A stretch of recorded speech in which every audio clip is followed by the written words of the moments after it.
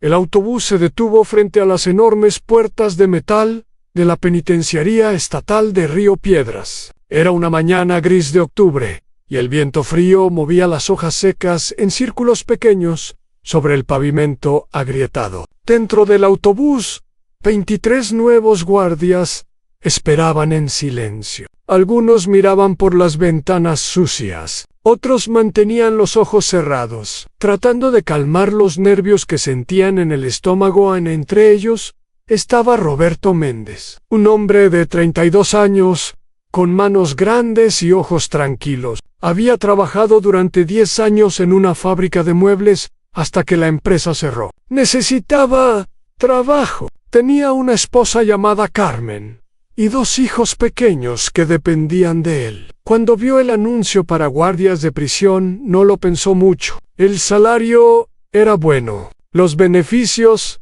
eran mejores, y Roberto siempre había sido bueno siguiendo instrucciones. A las puertas del autobús se abrieron con un sonido metálico. Un hombre alto y delgado subió los escalones. Llevaba un uniforme perfectamente planchado y una gorra que cubría parcialmente su cabello gris. Sus ojos eran pequeños y oscuros, como 2 piedras pulidas por el río. «Mi nombre es Capitán Augusto Ferrer», dijo el hombre, con una voz que no necesitaba gritar para ser escuchada. «Soy el jefe de guardias de esta institución. Desde este momento ustedes ya no son civiles, son parte de un sistema que funciona porque cada pieza hace exactamente lo que debe hacer, ni más ni menos». Roberto escuchó cada palabra con atención. A su lado, un joven de apenas 21 años llamado Daniel Torres movía la pierna con nerviosismo.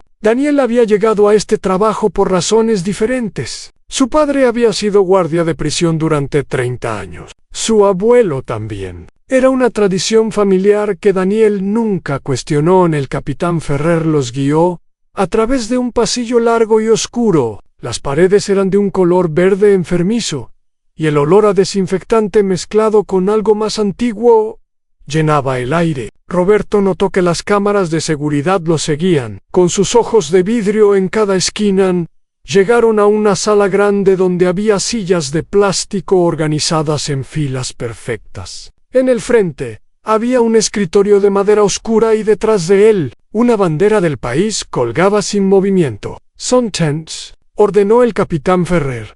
Todos obedecieron en silencio. La puerta lateral se abrió y entró un hombre que inmediatamente cambió la energía de la habitación. Era más bajo que el capitán Ferrer, pero su presencia parecía llenar cada rincón. Tenía el cabello completamente blanco, peinado hacia atrás con precisión militar. Su cara era redonda, pero sus facciones eran duras, como si hubieran sido talladas en piedra. Llevaba un traje gris oscuro en lugar de uniforme, y un reloj de oro brillaba en su muñeca izquierda. «Este es el alcaide Domingo Vargas», anunció el capitán Ferrer, con un tono que mezclaba respeto y algo que podría ser miedo. El alcaide Vargas caminó lentamente hacia el frente de la sala. Sus zapatos hacían un sonido seco contra el piso de concreto. Se detuvo y miró a los nuevos guardias uno por uno, como si estuviera leyendo algo escrito en sus caras. «Bienvenidos a Río Piedras», comenzó el alcaide con una voz suave que contrastaba con su apariencia dura. «Esta prisión tiene 120 años de historia. Ha sobrevivido guerras, revoluciones y cambios de gobierno. ¿Saben por qué?» Nadie respondió. El silencio era tan denso que Roberto podía escuchar su propio corazón. «Porque aquí entendemos una verdad simple», continuó el alcaide. «El orden no es natural. El orden es algo que se construye, y a veces se impone». El alcaide Vargas sacó un pañuelo blanco de su bolsillo y limpió sus lentes con movimientos lentos y deliberados. «Los hombres que están encerrados en estas paredes no son como ustedes. Son depredadores y manipuladores cada día. Buscarán formas de romper el sistema, de crear caos. Su trabajo es simple: no dejar que lo logren». Roberto pensó en las películas que había visto sobre prisiones. Siempre mostraban guardias crueles y prisioneros inocentes. Pero el alcaide hablaba de una manera que hacía todo parecer lógico necesario. Les voy a dar una sola regla, dijo el alcaide Vargas, levantando un dedo. Una regla que deben grabar en sus mentes. Las órdenes se siguen siempre, sin excepción, sin cuestionamiento. Si yo digo que el cielo es verde, ustedes dirán que es verde. Si el capitán Ferrer les dice que caminen hacia una pared, ustedes caminarán hasta que él diga que se detengan. Daniel Torres levantó la mano tímidamente. El capitán Ferrer lo miró con ojos que advertían peligro. Pero el alcaide sonrió. Sí, joven, ¿y si una orden nos parece? Preguntó Daniel con voz temblorosa.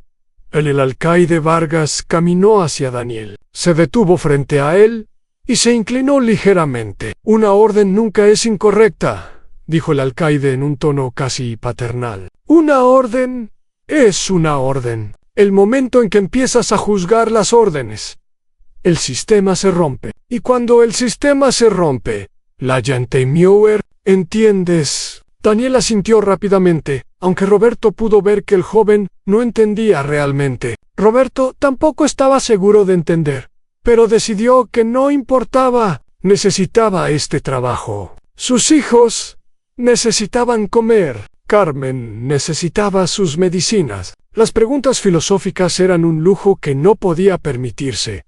En las siguientes semanas fueron de entrenamiento intenso. Los nuevos guardias aprendieron procedimientos, protocolos y técnicas de control. Aprendieron a usar las esposas, los bastones y el gas pimienta. Aprendieron los nombres de los diferentes pabellones.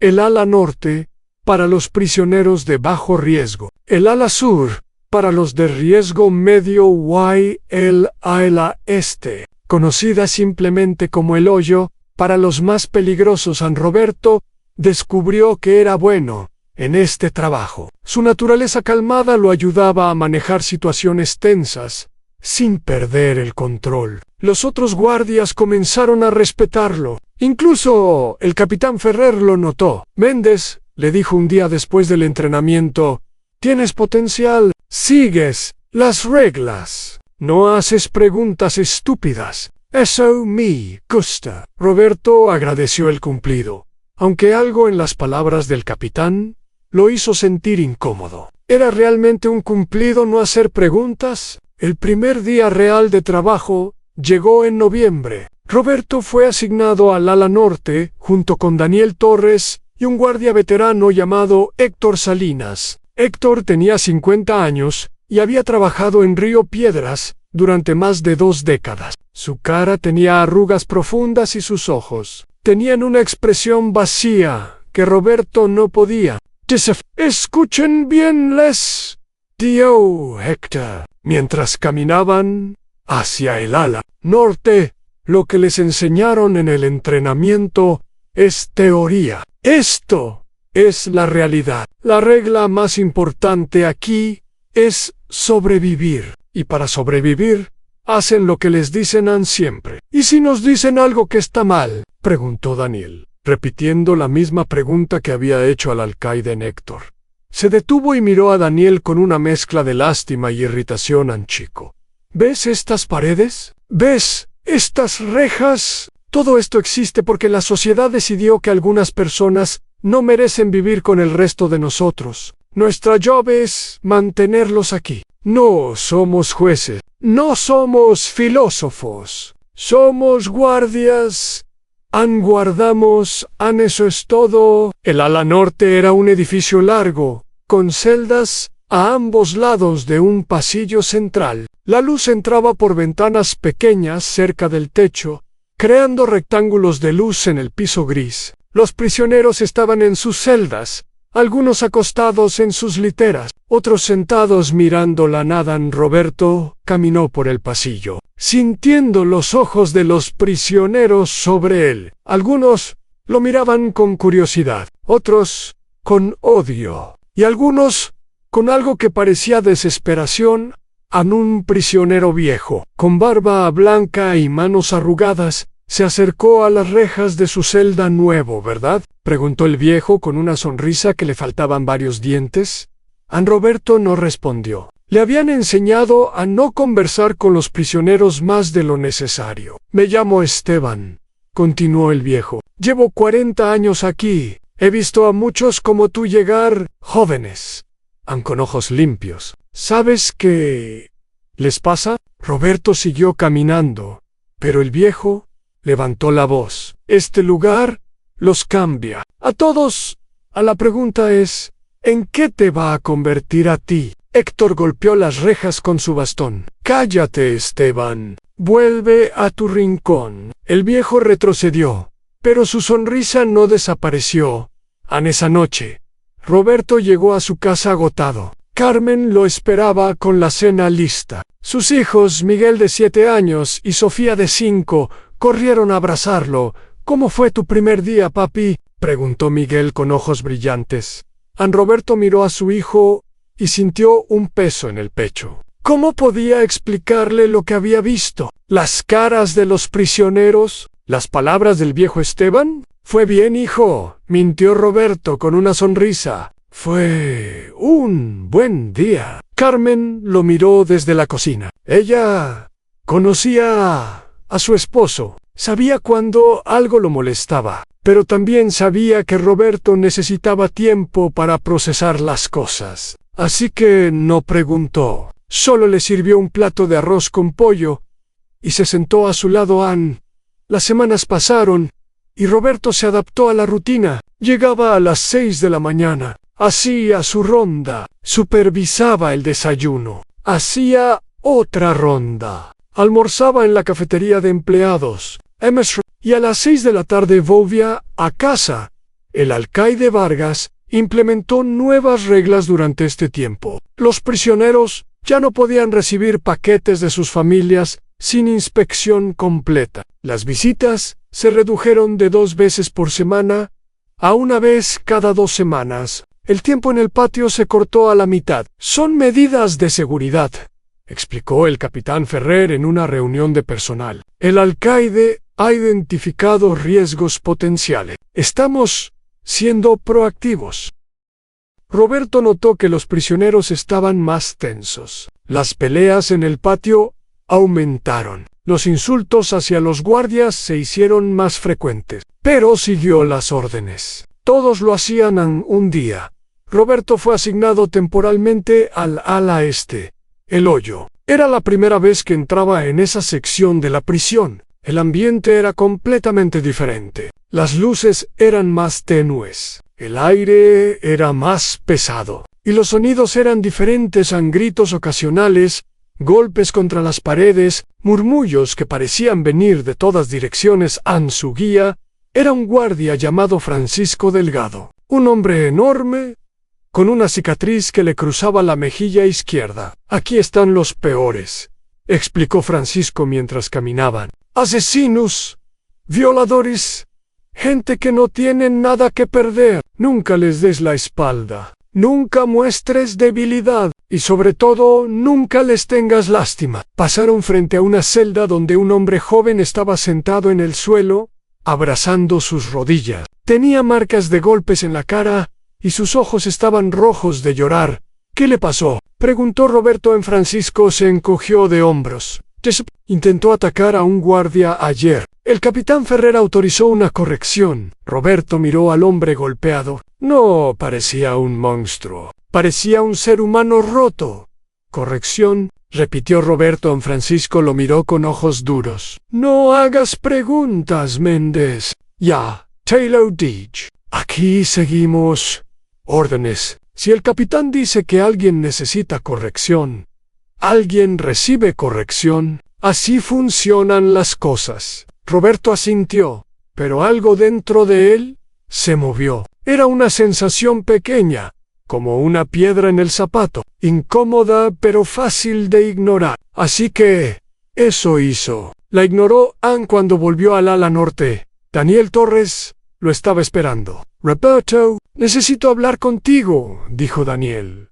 En voz baja se alejaron de los otros guardias y se sentaron en un rincón de la sala de descanso. ¿Qué pasa?, preguntó Roberto. Daniel miró a su alrededor para asegurarse de que nadie escuchaba. «Algo malo está pasando aquí», susurró Daniel. He visto cosas, guardias golpeando a prisioneros sin razón, comida siendo retenida como castigo, medicinas que nunca llegan a los enfermos. Roberto sintió que la piedra en su zapato crecía un poco. «Daniel, ¿no es nuestro trabajo juzgar?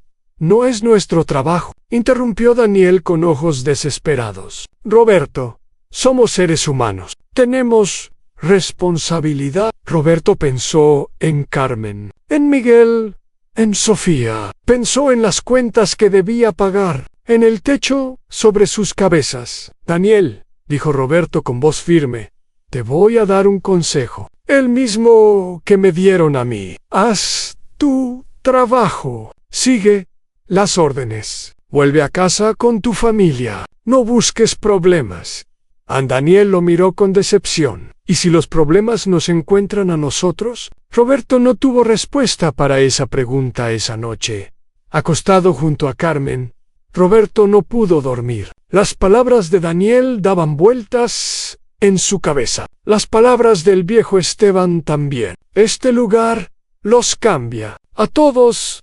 ¿Estaba cambiando él? Se estaba convirtiendo en algo que no reconocía. Miró el techo oscuro de su habitación y tomó una decisión. No iba a pensar en eso. No iba a cuestionarse. Iba a hacer su trabajo, seguir las órdenes y mantener a su familia segura. Era lo correcto. Tenía que ser lo correcto, pero en lo más profundo de su mente. Una voz pequeña susurraba que tal vez, solo tal vez, lo correcto y lo fácil no siempre eran la misma cosa. Y mientras Roberto finalmente cerraba los ojos para dormir, en algún lugar de la penitenciaría estatal de Río Piedras, el alcaide Domingo Vargas estaba despierto en su oficina, planeando nuevas medidas que cambiarían todo. Medidas que convertirían la tensión en desesperación, la desesperación en rabia,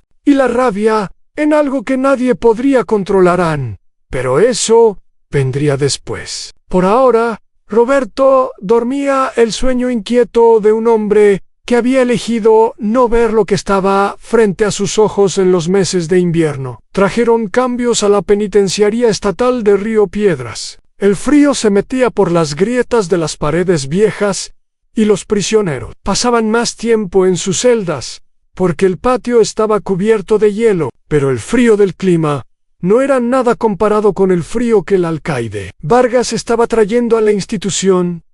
Todo comenzó con un memorando que llegó a todos los guardias una mañana de enero. Roberto lo leyó 3 veces para asegurarse de que entendía correctamente. Las nuevas reglas eran claras. A cualquier prisionero que mostrara comportamiento desafiante debía ser reportado inmediatamente. El comportamiento desafiante incluía cosas como mirar a un guardia directamente a los ojos por más de 3 segundos, hablar en voz alta en los pasillos, o negarse a responder preguntas inmediatamente. «Esto es una locura», murmuró Daniel Torres mientras leía él mismo, memorando en la sala de descanso Héctor Salines, que estaba tomando café en una esquina. Levantó la cabeza. «Cuidado con lo que dices, chico. Las paredes tienen oídos aquí». Daniel bajó la voz pero no pudo esconder su frustración. Mirar a los ojos es comportamiento desafiante. Hablar en voz alta. Estos son seres humanos, no animales. Roberto puso una mano en el hombro de Daniel. «Tranquilo, solo son reglas. Hacemos nuestro trabajo y ya». Pero Roberto también sentía incomodidad. Las reglas parecían diseñadas para crear conflicto, no para prevenirlo. Sin embargo, guardó sus pensamientos para sí mismo. Tenía una familia que mantener. Las consecuencias de las nuevas reglas no tardaron en aparecer. En las primeras 2 semanas de enero, el número de prisioneros en confinamiento solitario se triplicó. El ala este, el hoyo, estaba lleno. Tuvieron que convertir algunas celdas del ala sur en celdas de aislamiento temporal. El capitán Ferrer convocó una reunión especial para todos los guardias. La sala estaba llena y el ambiente era tenso. Roberto se sentó junto a Daniel y Héctor en la tercera fila. El alcaide está muy satisfecho con los resultados, anunció el capitán Ferrer, con una sonrisa que no llegaba a sus ojos. Los incidentes de indisciplina han disminuido en un 40% desde que implementamos las nuevas medidas. Un guardia joven en la primera fila levantó la mano. Capitán, pero los prisioneros están más agitados. Puedo sentirlo. En el ala norte hay algo diferente en el aire. El capitán Ferrer lo miró con frialdad. ¿Estás cuestionando las decisiones del alcaide? El guardia joven palideció. No, solo estoy reportando lo que observo. Lo que observas es irrelevante, respondió el capitán. Lo que importa son los números. Y los números dicen que estamos haciendo lo correcto. ¿Alguna otra pregunta? Nadie. El silencio era absoluto en Roberto. Volvió a su puesto en el ala norte, pensando en las palabras del guardia joven. Él también había notado el cambio. Los prisioneros ya no hablaban entre ellos como antes. Se comunicaban con miradas, con gestos pequeños. Era como si estuvieran desarrollando un lenguaje secreto que los guardias no podían entender en esa tarde. Roberto hizo su ronda regular. Pasó frente a la celda del viejo Esteban, quien estaba sentado en su litera leyendo un libro viejo y amarillento. Guardia Méndez, llamó Esteban sin levantar la vista de su libro. Roberto se detuvo. Sabía que no debía hablar con los prisioneros, pero algo, en la voz del viejo, lo hizo quedarse. ¿Qué quieres, Esteban? El viejo cerró su libro lentamente y miró a Roberto con ojos que habían visto demasiado. Quiero darte una advertencia. Una advertencia de alguien que ha vivido en estas paredes por más tiempo del que tú has vivido en este mundo. Roberto miró a su alrededor. El pasillo estaba vacío.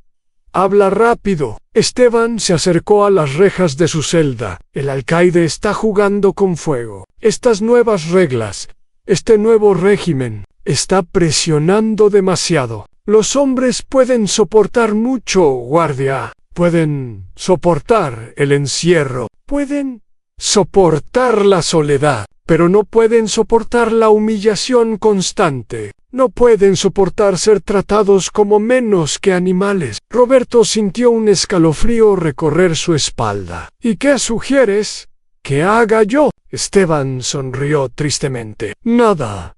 No hay nada que puedas hacer. Solo quería que supieras, cuando todo explote, y va a explotar, quiero que recuerdes esta conversación. Quiero que recuerdes que alguien te advirtió. Roberto quiso responder, pero escuchó pasos acercándose. Se alejó de la celda de Esteban justo cuando Francisco Delgado apareció en el pasillo. ¿Todo bien, Méndez?, preguntó Francisco con sospecha. Todo bien, solo haciendo mi ronda. Francisco lo miró por un momento largo, antes de asentir y continuar su camino. Los días siguientes fueron difíciles. Roberto no podía sacar las palabras de Esteban de su mente. Observaba a los prisioneros con más atención ahora. Veía cómo algunos temblaban cuando los guardias pasaban. Veía cómo otros apretaban los puños, pero mantenían las cabezas bajas. Veía el miedo y la rabia mezclándose en una combinación peligrosa en una noche. Carmen notó que Roberto apenas había tocado su cena. ¿Qué te pasa, mi amor?, preguntó ella con preocupación. Has estado muy callado últimamente. Roberto miró a sus hijos que jugaban en la sala. Miguel estaba construyendo una torre con bloques, mientras Sofía trataba de derribarla, riendo cada vez que lo lograba. Es el trabajo, admitió Roberto. Las cosas están cambiando. No estoy seguro de que me guste el cambio. Carmen tomó su mano. ¿Quieres hablar de ello? Roberto pensó en todo lo que había visto. Los cops, el MIAD, las reglas absurdas. Pero ¿cómo podía explicarle eso a Carmen? ¿Cómo podía decirle que estaba participando en algo que tal vez estaba mal. No, dijo finalmente. Solo necesito adaptarme. Todo estará bien. Carmen no pareció convencida, pero no insistió. Así era, siempre respetuosa del espacio de Roberto. Febrero llegó con una ola de frío aún más intensa. La calefacción de la prisión funcionaba mal, y muchos prisioneros enfermaron. El alcaide Vargas ordenó que los enfermos permanecieran en sus celdas para evitar la propagación de enfermedades. Pero Roberto sabía que la verdadera razón era diferente. El alcaide no quería gastar recursos en atención médica a un prisionero del ala norte. Un hombre de 40 años llamado Marcos Reyes empezó a mostrar síntomas graves. Tenía fiebre alta, tos constante, y apenas podía levantarse de su litera. Su compañero de celda, un joven llamado Pedro, comenzó a pedir ayuda desesperadamente. «Guardia, por favor, Marcos necesita un doctor. Está muy mal». Roberto estaba haciendo su ronda cuando escuchó los gritos. Se acercó a la celda y vio a Marcos acostado temblando violentamente, con los labios azules. «Voy a llamar al médico», dijo Roberto. Sintiendo genuina preocupación, corrió a la oficina del capitán Ferrer y reportó la situación.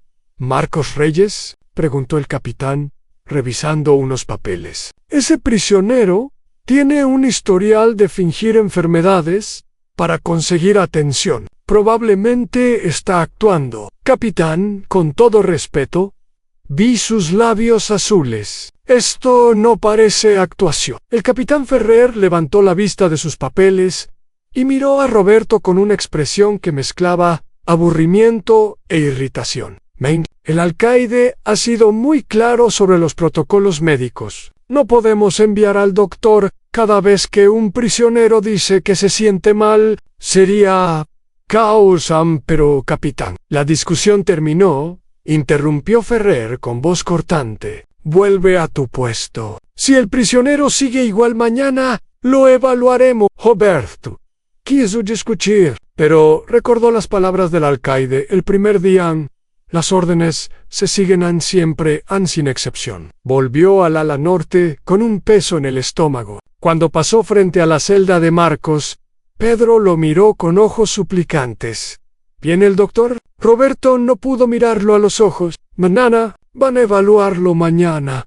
Mañana puede ser muy tarde». Gritó Pedro. «Por favor, guardia, es un ser humano». Roberto siguió caminando. Cada paso que daba se sentía más pesado que el anterior. En esa noche, Marcos Reyes murió en su celda. Tenía neumonía que se había convertido en sepsis. El médico de la prisión, cuando finalmente lo examinó a la mañana siguiente, dijo que probablemente habría sobrevivido si hubiera recibido antibióticos a tiempo. La noticia de la muerte se esparció por la prisión, como fuego en un campo seco. Los prisioneros estaban furiosos. Golpeaban las rejas de su celda. Gritaban insultos. El ambiente, que ya era tenso, se volvió explosivo. El alcaide Vargas respondió con más restricciones. Canceló todas las visitas familiares por 2 semanas. Redujo las comidas a 2 al día en lugar de 3. Y ordenó que cualquier prisionero que participara en disturbios fuera enviado inmediatamente a confinamiento solitario. Roberto se sentía atrapado. Cada día llegaba a la prisión con un nudo en el estómago. Cada noche volvía a casa sintiéndose sucio por dentro. Pero seguía las órdenes. Siempre seguía las órdenes. Daniel Torres no lo estaba manejando tan bien. El joven guardia había perdido peso y tenía ojeras profundas. Un día, se acercó a Roberto en el estacionamiento. «Después del trabajo, no puedo seguir haciendo esto», dijo Daniel con voz temblorosa a Roberto. Miró a su alrededor para asegurarse de que nadie los escuchaba. «¿De qué hablas?» «De todo esto. De las órdenes. De mirar hacia otro lado mientras pasan cosas horribles. Marcos Reyes murió, Roberto. Murió porque seguimos órdenes». Roberto sintió como si Daniel lo hubiera golpeado en el estómago. «No fue nuestra culpa. Nosotros no. ¿No qué?, interrumpió Daniel. No lo matamos. Tal vez no directamente, pero tampoco hicimos nada para salvarlo. ¿Cuál es la diferencia? Roberto no tenía respuesta. Daniel tenía razón, y eso lo aterrorizaba. ¿Qué vas a hacer?, preguntó Roberto. Daniel sacó un papel de su bolsillo. Voy a renunciar. Mañana entrego esto. Roberto tomó el papel. Era una carta de renuncia, escrita a mano con letra temblorosa. Daniel, piensa en esto. ¿Qué vas a hacer por dinero? ¿Cómo vas a vivir? No lo sé, admitió Daniel. Pero sé que no puedo seguir siendo parte de esto. Mi padre y mi abuelo trabajaron aquí toda su vida. Siempre pensé que era una tradición honorable. Ahora entiendo que tal vez solo era una tradición. Roberto le devolvió la carta ante «Deseo suerte». Daniel lo miró con una mezcla de tristeza y esperanza. «Podrías venir conmigo. Podríamos irnos juntos. Buscar otro trabajo. Algo que no nos haga sentir como monstruos». Roberto pensó en Carmen, en Miguel, en Sofía, en las cuentas, en las medicinas. «No puedo», dijo finalmente. «Tengo responsabilidades». Daniel asintió lentamente. De verdad lo entiendo. Pero Roberto, algún día vas a tener que mirarte al espejo. Y cuando ese día llegue, espero que puedas vivir con lo que veas. Daniel se alejó hacia su carro. Roberto se quedó parado en el estacionamiento, viendo cómo las luces traseras desaparecían en la oscuridad. Al día siguiente, Daniel Torres entregó su renuncia. El capitán Ferrer lo llamó cobarde frente a todos los guardias. El alcaide Vargas ni siquiera se molestó en conocer la noticia. Daniel simplemente dejó de existir en el mundo de la penitenciaría estatal de Río Piedras, pero su ausencia dejó un vacío que Roberto sentía profundamente. Daniel había sido su conciencia, la voz que decía lo que Roberto pensaba, pero no se atrevía a decir. Ahora esa voz se había ido, y Roberto estaba solo con sus pensamientos oscuros.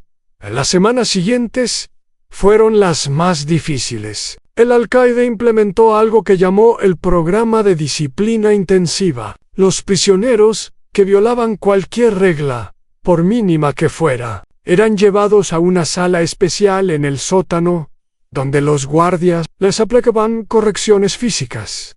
Roberto nunca participó directamente en estas sesiones, pero escuchaba los gritos que subían por los conductos de ventilación, veía a los prisioneros volver a sus celdas con moretones y huesos rotos. Y no decía nada. Nadie decía nada.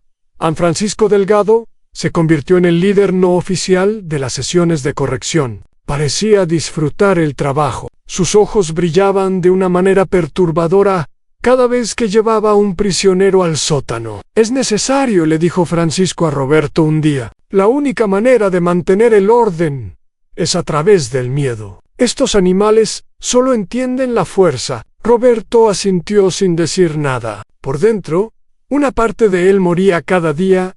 Un viernes por la noche, Roberto llegó a casa más tarde de lo usual. Carmen estaba dormida, pero había dejado un plato de comida para él en la mesa. Roberto se sentó y miró la comida sin apetito. Miguel apareció en la puerta de la cocina, frotándose los ojos. «Papi, ¿estás bien?». Roberto miró a su hijo. 7 años, tan inocente en puro. ¿Qué pensaría Miguel si supiera lo que su padre hacía? O más bien, lo que su padre permitía que pasara. «Estoy bien, hijo». «Vuelve a la cama». Miguel caminó hacia Roberto y lo abrazó. «Te quiero, papi». Roberto sintió que sus ojos se llenaban de lágrimas. «Yo también te quiero, hijo. Más de lo que puedes imaginar». Cuando Miguel volvió a su cuarto, Roberto dejó caer la cabeza entre sus manos. Las lágrimas finalmente cayeron. Lloró en silencio, para no despertar a su familia. Lloró por Marcos Reyes. Lloró por los prisioneros golpeados. Lloró por Daniel Torres, quien tuvo el coraje de irse. Y lloró por sí mismo. por el hombre en que se estaba convirtiendo Anne. Pero a la mañana siguiente, Roberto se levantó, se puso su uniforme y volvió a la prisión, porque eso era lo que hacía. Seguía órdenes. Siempre seguía órdenes, y en las celdas de Río Piedras, los prisioneros seguían comunicándose con miradas, seguían planeando, seguían esperando, porque sabían algo que Roberto y los otros guardias no entendían todavía. La presión no puede aumentar para siempre. En algún momento, algo tiene que ceder. Cuando se da, nadie estará preparado para las consecuencias. En la primavera, llegó a la ciudad, pero, dentro de las paredes de la penitenciaría estatal de Río Piedras, el invierno parecía eterno. Los árboles afuera comenzaban a mostrar hojas verdes, los pájaros cantaban en las mañanas, pero nada de eso penetraba el concreto gris y el metal oxidado de la prisión. An Roberto había cumplido 6 meses en su trabajo. En ese tiempo, había visto cosas que nunca imaginó. Había aprendido a caminar por los pasillos sin mirar directamente a los ojos de los prisioneros. Había aprendido a ignorar los gritos que venían del sótano. Había aprendido a llegar a casa y pretender que todo estaba normal mientras cenaba con su familia. Pero algo estaba cambiando en la prisión, algo que Roberto podía sentir, pero no podía nombrar. Era como una electricidad en el aire, una tensión que hacía que los pelos de sus brazos se levantaran cuando caminaba por los pasillos. De los prisioneros habían dejado de pelear entre ellos. Eso era lo más extraño. Normalmente, había al menos 2 o 3 peleas por semana en el patio o en las celdas. Pero ahora, nada. Los prisioneros se trataban con respeto. Compartían comida. Era como si hubieran decidido colectivamente que tenían un enemigo común más importante que sus diferencias internas. El viejo Esteban había notado que Roberto lo evitaba desde su última conversación. Un día, cuando Roberto pasaba por su celda, Esteban habló sin mirarlo. «Ya viene, guardia. Puedo olerlo en el aire, como la lluvia antes de la tormenta». Roberto siguió caminando sin responder. Pero las palabras del viejo se quedaron en su mente, como una canción que no podía dejar de escuchar. En el alcaide, Vargas también había notado el cambio, pero su interpretación era diferente. En una reunión de personal, se paró frente a los guardias con una sonrisa de satisfacción. «Nuestras políticas están funcionando», anunció. «La disciplina ha sido restaurada. Los prisioneros finalmente entienden quién manda aquí. Esto es exactamente lo que quería lograr». Roberto miró alrededor de la sala. Algunos guardias asentían con entusiasmo. Otros, como él, mantenían expresiones neutrales. Héctor Celines, sentado en la última fila, tenía una mirada que Roberto no había visto antes. Era preocupación, miedo. Tal vez después de la reunión Roberto se acercó a Héctor. «¿Qué piensas?», preguntó en voz baja. Héctor miró a su alrededor antes de responder. «Llevo más de 20 años aquí, Méndez. He visto de todo: mochinis, fugaus, asesinatos. Y siempre hay señales antes de que las cosas se pongan feas».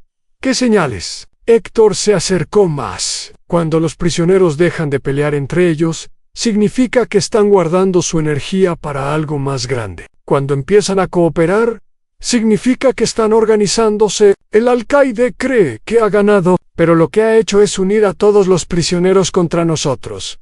An Roberto sintió un escalofrío. «¿Se lo has dicho al capitán Ferrer?». Héctor soltó una risa amarga. «¿Crees que el capitán quiere escuchar malas noticias? ¿Crees que el alcaide quiere que alguien cuestione su brillante estrategia? No, aquí todos seguimos órdenes, y pretendemos que todo está bien, hasta que explote en nuestras caras.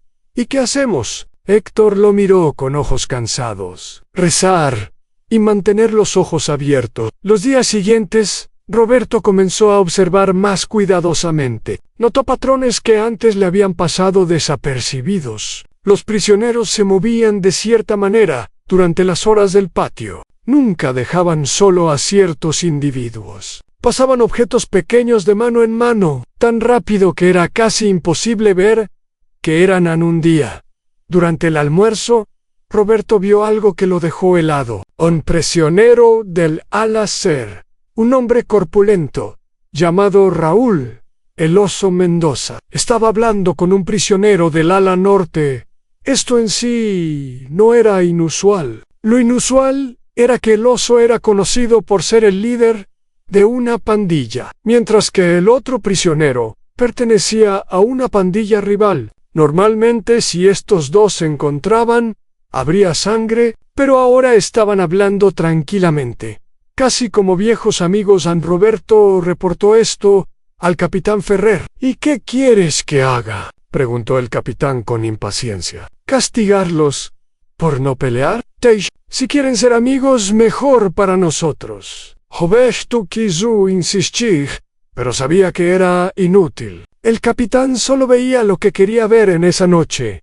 Roberto soñó con la prisión. En el sueño, caminaba por los pasillos vacíos, mientras las alarmas sonaban. Las celdas estaban abiertas, pero no había nadie. Luego, escuchó gritos. Corrió hacia el sonido y encontró a Carmen y sus hijos encerrados en una celda, mirándolo con ojos llenos de miedo. Intentó abrir la puerta, pero no tenía la llave. Buscó en sus bolsillos frenéticamente mientras los gritos aumentaban. Entonces despertó. Empapado en sudor, Carmen se despertó a su lado. ¿Otra pesadilla?, preguntó con preocupación. Roberto asintió sin poder hablar. «Mi amor, esto no puede seguir así. Estás sufriendo. Los niños lo notan. Yo lo noto».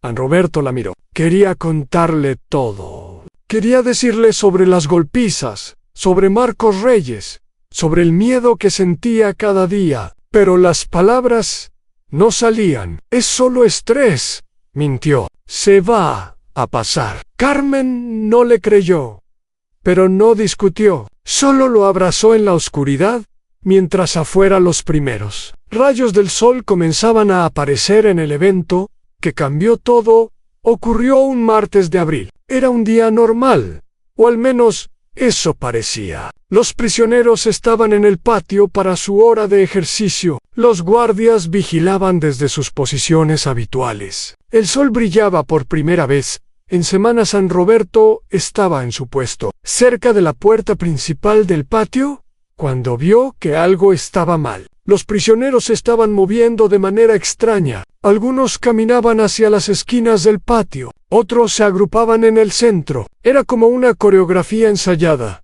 Entonces vio a el oso caminar hacia un guardia llamado Tomás Iglesias. Tomás era uno de los más crueles. Disfrutaba humillando a los prisioneros, especialmente a los más débiles. Era conocido por sus comentarios despectivos y por usar su bastón más de lo necesario. El oso se acercó a Tomás con las manos levantadas, como si quisiera hacerle una pregunta. Tomás lo miró con desprecio. «¿Qué quieres, animal?». Lo que pasó después fue tan rápido que Roberto apenas pudo procesarlo. El oso agarró a Tomás por el cuello con una mano, mientras con la otra sacaba algo brillante de su manga. Era un cuchillo improvisado, hecho de metal afilado, atado a un mango de madera.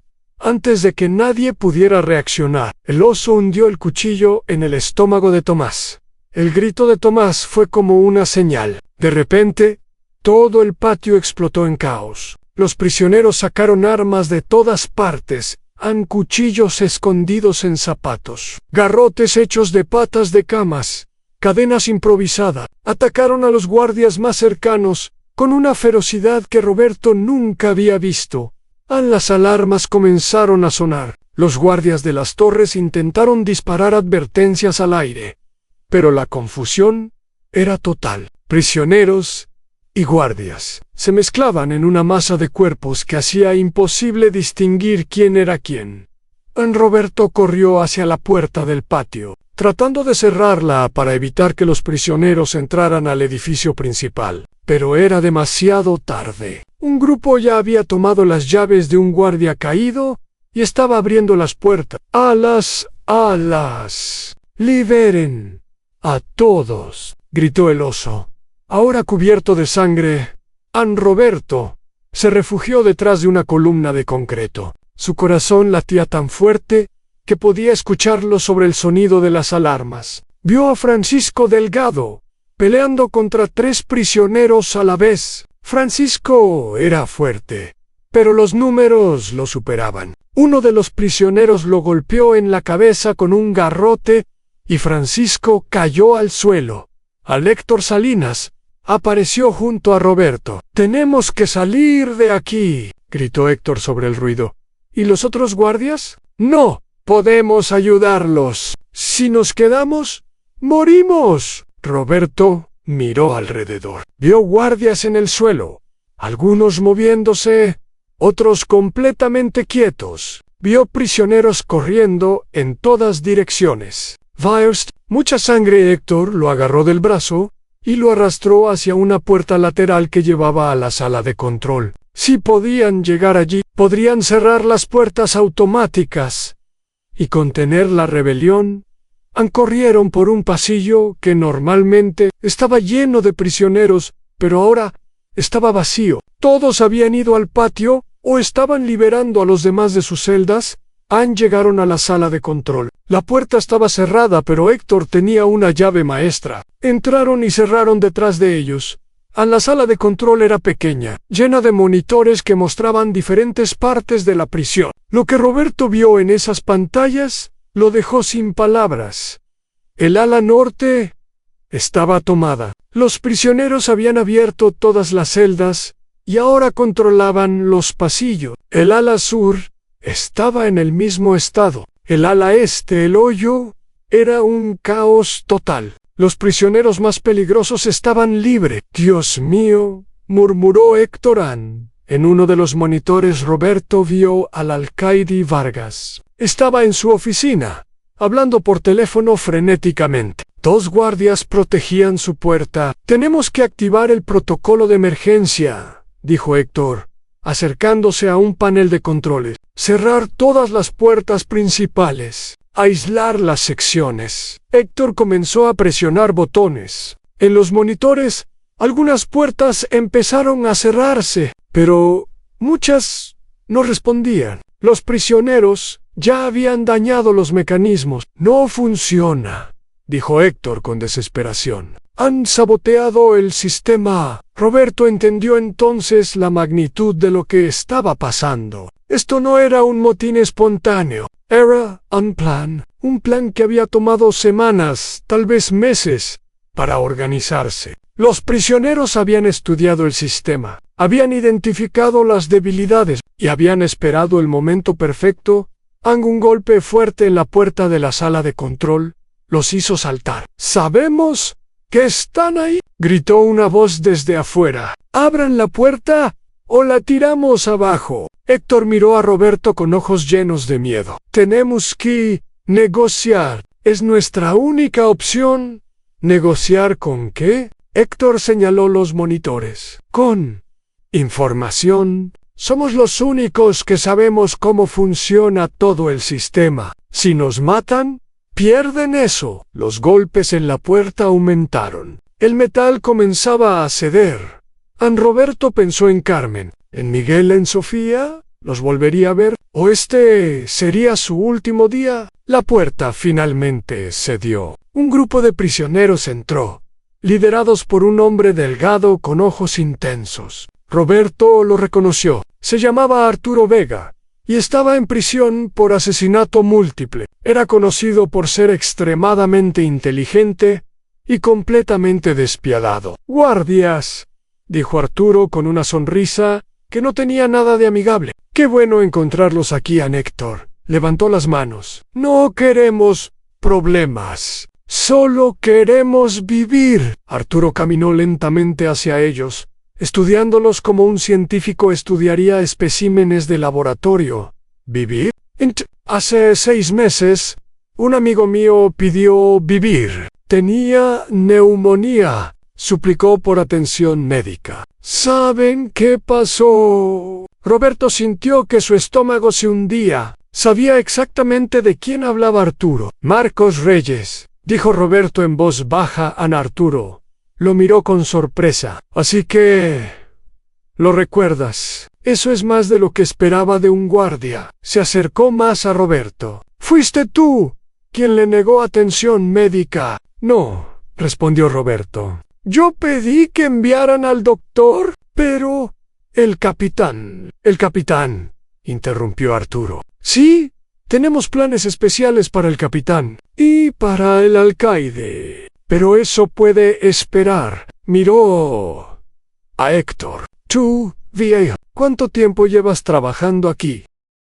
Más de 20 años, respondió Héctor a Arturo. Asintió pensativamente. 20 años de seguir órdenes, 20 años de mirar hacia otro lado, 20 años de pretender que no pasaba nada malo. Se volvió hacia los otros prisioneros. ¿Qué piensan, muchachos? Merece vivir. Uno de los prisioneros, un hombre joven con tatuajes en la cara, escupió en el suelo: a ningún guardia merece vivir. Arturo levantó una mano. Tranquilo. Necesitamos a alguien que sepa cómo funciona este lugar. Por ahora, estos dos no son útiles. Roberto y Héctor fueron llevados fuera de la sala de control. Los pasillos ahora estaban llenos de prisioneros celebrando su libertad. Algunos cantaban, otros gritaban, algunos lloraban. Era un espectáculo surrealista. Los llevaron a la cafetería, que había sido convertida en una especie de centro de comando para los rebeldes. Allí,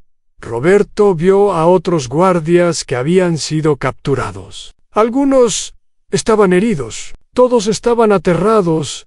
El oso estaba allí, todavía cubierto de la sangre de Tomás Iglesias. Se acercó a Arturo. El ala está completamente bajo nuestro control. Encontramos al capitán Ferrer tratando de escapar por los túneles de servicio. Arturo sonrió.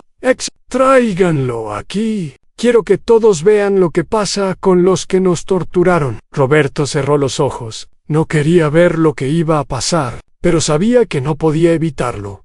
A los prisioneros trajeron al capitán Ferrer. El hombre que siempre había parecido tan poderoso, tan en control, ahora era un desastre tembloroso. Su uniforme estaba rasgado. Su cara estaba pálida. Sus ojos buscaban una salida que no existía. Capitán Augusto Ferrer, dijo Arturo ceremoniosamente, ha llegado el momento de rendir cuentas. El capitán cayó de rodillas. Por favor, suplicó. Solo seguía órdenes. El alcaide me decía qué hacer. Yo solo seguías órdenes, interrumpió Arturo. ¡Qué conveniente! Siempre es culpa de alguien más, ¿verdad? El guardia culpa al capitán. El capitán culpa al alcaide. El alcaide culpa al sistema. Pero alguien tiene que ser responsable. Roberto miró al capitán Ferrer, el hombre que lo había entrenado, el hombre que le había dicho que no hiciera preguntas, el hombre que había ordenado que Marcos Reyes